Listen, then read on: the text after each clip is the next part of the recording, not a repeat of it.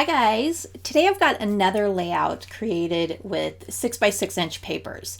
This time I've created a large background square made up of small punched stars.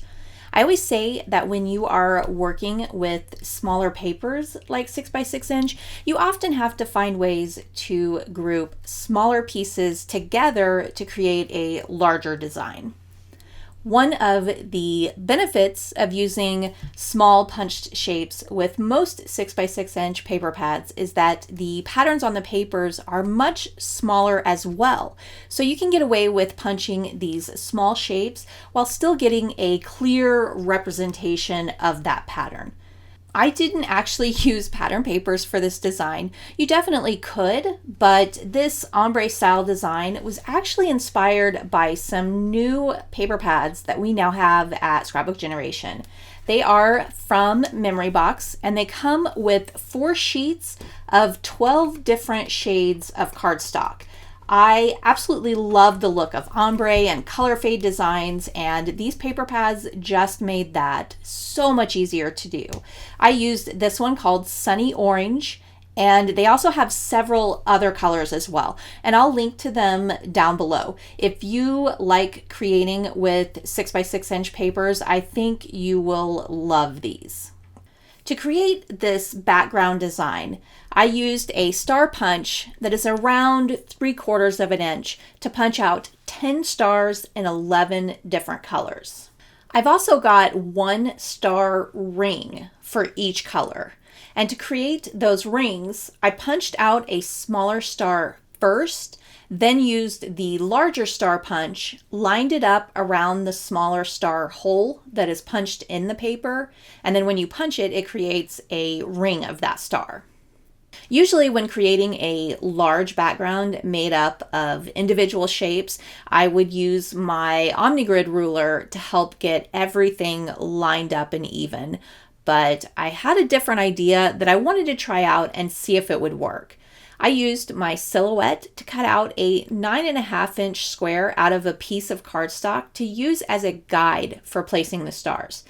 I used masking tape to adhere the cardstock frame on top of my base paper. The most difficult part of this design is getting even spacing between the stars. I'm not expecting perfection here, but I do want it to look as even as I can get it. I start with the top row of stars. First, I laid them all out without adhering to get an idea of the spacing first and make sure it's what I want before I commit to adhering them down. It looks like I need just a tiny bit of spacing between the left and right points of each star for it all to fit evenly. Now that I have that figured out, I can start adhering them down. Next, I want to figure out the spacing for a column of stars. So I start by placing a star from each color down the right side. Just like the top row, I want to place them without adhesive first to try and get the spacing as even as possible. Again, I'm not striving for perfection. I'm just trying to get it as even as I can without using a ruler. After I am happy with the placement, I start adhering that first column of stars down.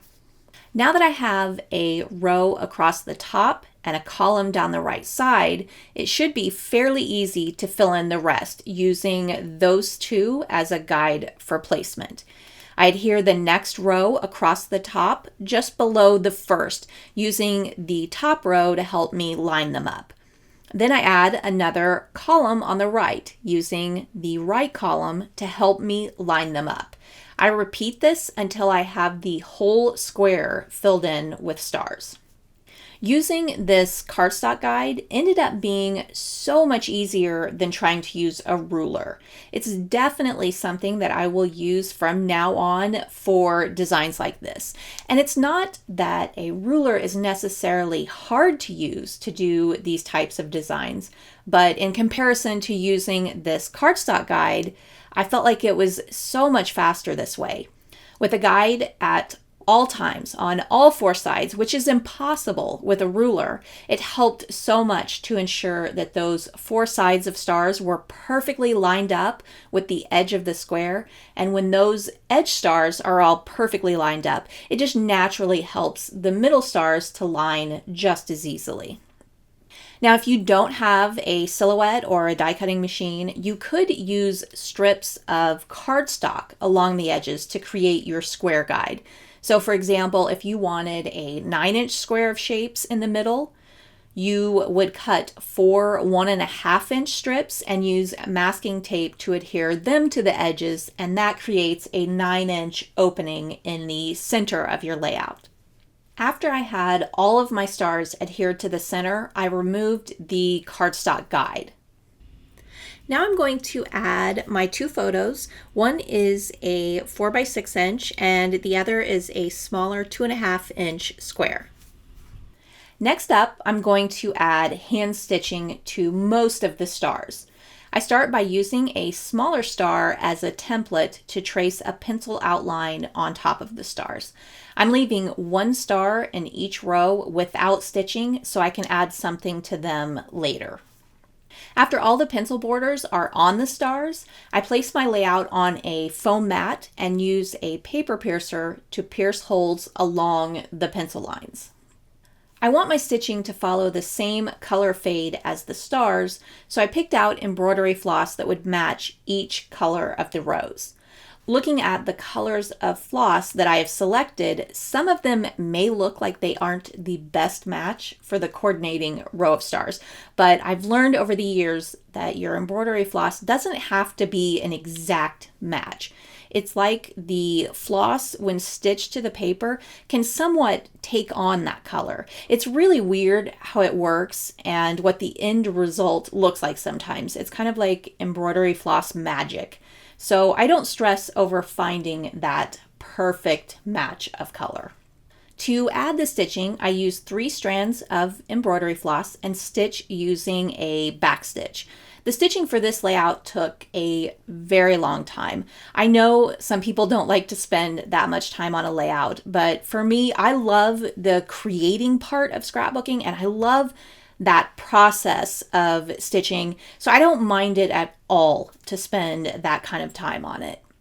Now that the stitching is done, many hours later, I'm going to add some small punched stars and coordinating colors on top of the stars that I didn't stitch on. To help those stars stand out and to add some dimension to this background, I used foam adhesive. I also shifted the colors upward. So for the top row, I used a star punched from the color below it, and I continue that pattern through them all. For my embellishments, I started off with 3 large stars. I stuck with that same color fade and used a color of cardstock that matched the placement of the star so that it fit in with the star background. I also added a smaller star in white pattern paper on top along with some stitching. Next, I added my title on top of the larger photo. I added the word sweet in gold, and it was somewhat scary to place it on a photo because sometimes there's really not a lot of adjusting you can do after it's adhered. Then I added the word cheeks with some block letter stickers. I ended up having to readjust these a few times. It was a little hard to arrange them straight while on a slanted picture, but eventually I got them lined out. After that, I added my journaling. Originally, I had printed my journaling like I always do in black, but to me it stuck out and not in a good way. I have really committed to this color scheme with every detail, so I decided to go back and reprint my journaling in coordinating colors. They even fade like the colors of the star background. Word and phrase stickers are one of my favorite finishing touches to add to a layout, so I decided to add some to the large star embellishments. I used colors that matched the stars and the color fade. I also added a small little yellow tab to the top of the largest photo. Then I added some smaller stars next to the phrase stickers on the larger star embellishments. The last detail I added were some small enamel stars. I had just gotten these the other day and I was so excited to see how perfectly they matched with these colors. So I added a little star to the center of each star ring. And that completes my layout.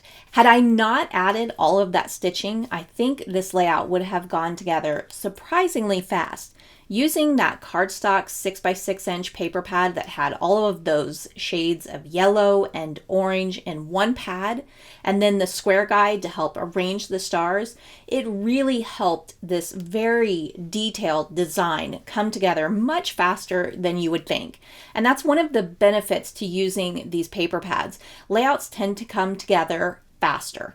And you would think at this point, for as long as I've been creating with these papers, that I wouldn't be so shocked when a layout is completed quicker, but it still gets me every single time. It's definitely one of the many reasons why I love creating with these 6x6 papers. That's all for today. Thank you so much for watching, and I'll see you next time.